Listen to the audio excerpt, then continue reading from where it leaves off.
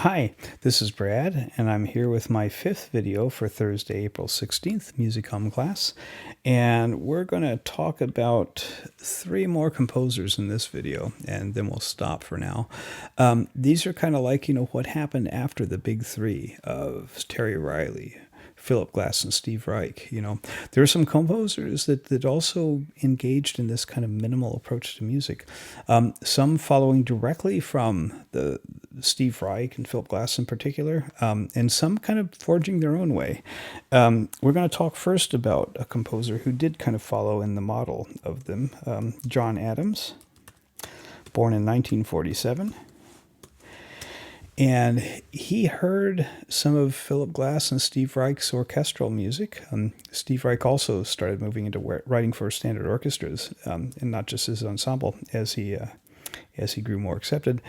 And John Adams was a composer very enamored of this, and really enjoyed basically the fact that they kind of reinvigorated tonality, and they could do things with the tonal system that everybody said, oh, after Wagner, it's, the Tristan chord and all that. They said, well, here's a new way of thinking about it. Here's a new way of presenting music. And, that's kind of glorious. He was born in Worcester, Massachusetts. His dad was a clarinetist, so he was steeped in music.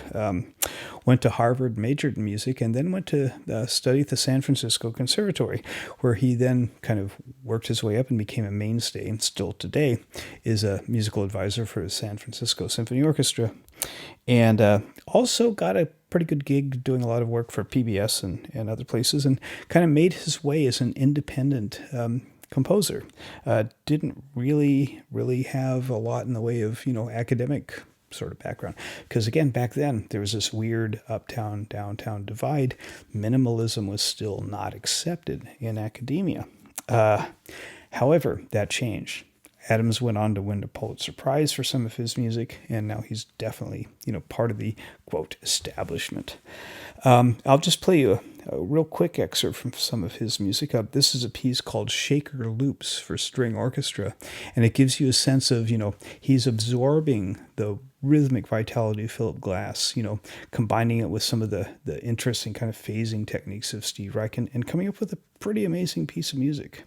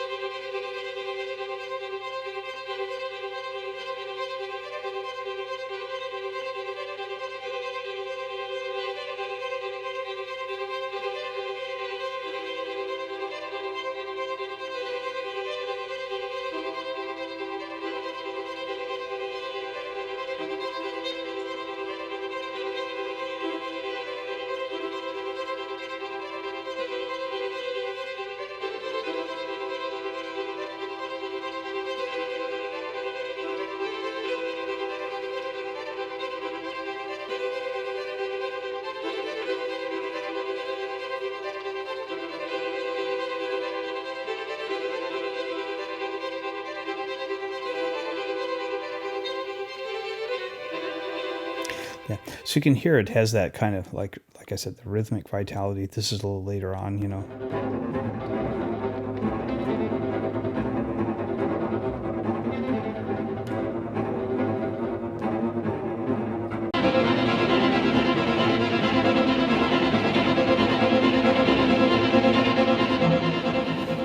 But again, it has that kind of, long, extended form of tonality that's kind of becoming the hallmark of minimalist composition.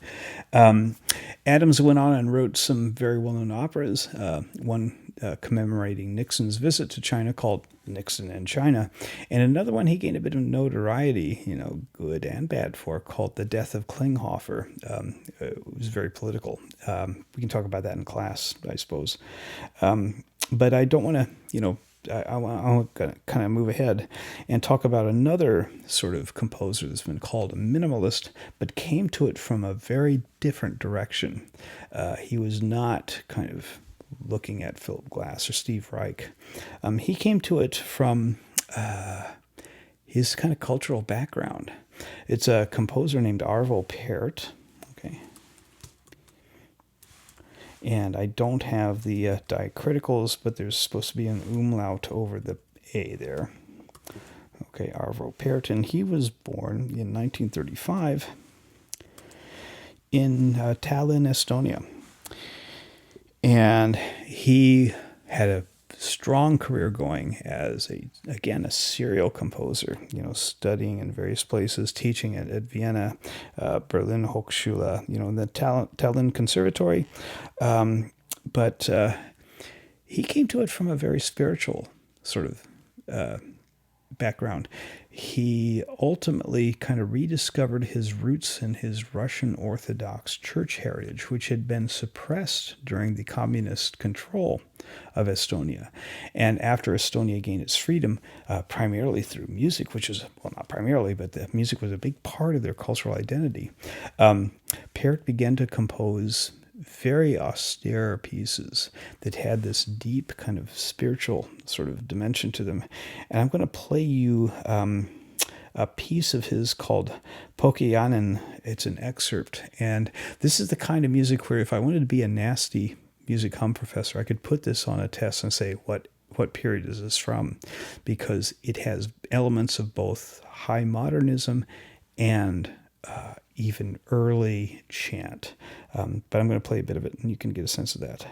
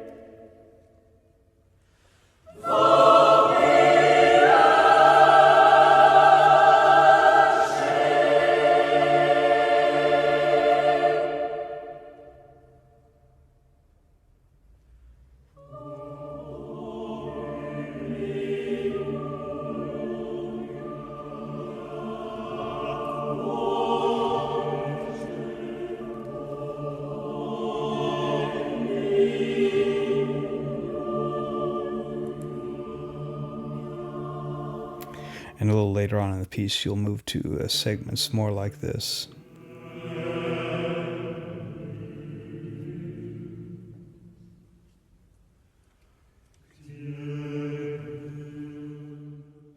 Which is, it's intensely spiritual music, and he meant it that way because this was part of how he defined himself. Just gorgeous, gorgeous work. And again, people say it's minimalist, it had that tonality. It very much dwelt upon almost a meditative approach to music. Okay, and the final composer that I want to talk about in kind of these kind of late minimalists is a composer named Brian Eno. And he was born in 1948 in Suffolk, England. His father was a postman, and Eno, some of you may have heard of him. He's also quite well known as a popular musician and producer. Produced a lot of U2's music and has been involved in a lot of kind of high-end sort of pop music stuff. He went to art school, did not go to composer school or anything like that, and basically played in a band that was pretty well known back in the late 60s, early 70s called Roxy Music, kind of an art school sort of band. Went on to continue to do his own solo work after the band split up, but had a remarkable life experience where at one point he'd kind of overextended himself and suffered from this collapsed lung, and he was in a hospital. And a friend of his brought a record of, I think, Renaissance harp music and put it on, but didn't turn it up loud enough. And Eno was laying there in the hospital bed. He recounts his story and said that, he could just barely hear fragments of the music. And he thought, what a wonderful thing. Music that's kind of there. And he termed it as listenable as it was ignorable. And he came up with a whole new, or to him it was new, and to a lot of people, that he called ambient music. This is kind of the progenitor of chill out music at, various rave rooms and things like that. And basically, came up with algorithmic approaches to do these things. But a lot of his music is intended to be, in a sense, background music. Here's an example of one of his early works of this called discrete music. I'm going to run it ahead a little bit because it takes a while to get going. Here we go.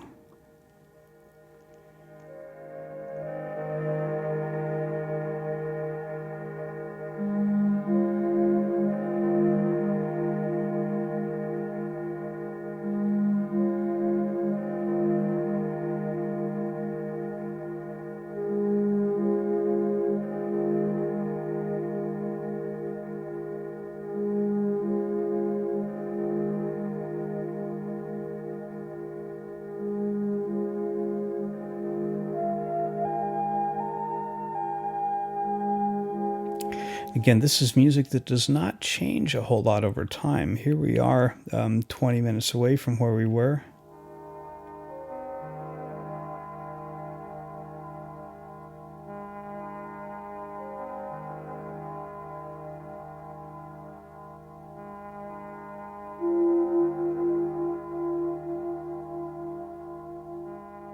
Yeah, the idea is that this is music almost like sculpture. It just kind of exists in a place. And, this is very deliberate on Eno's part. And in fact, he released a CD not too long after that called Music for Airports.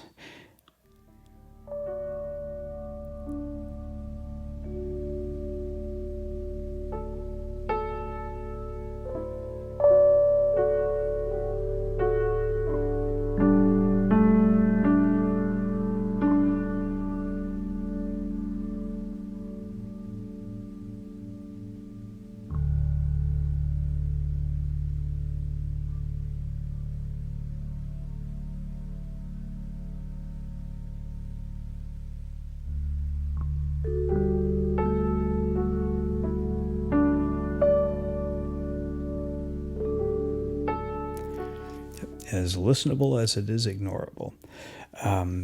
Eno built a whole career out of this. Again, it has all the hallmarks we've been talking about with minimalism. Very tonal kind of based. Very meditative in a way. In fact, the idea was actually to promote calm with this. The Music for Airports was actually performed at JFK Airport for several months, I think maybe a year, back in the late 1970s, early 1980s. So, it's I get a real kick out of this. Eno built a whole career out of this, and it's fun stuff. Anyhow, I'll see you all on Thursday.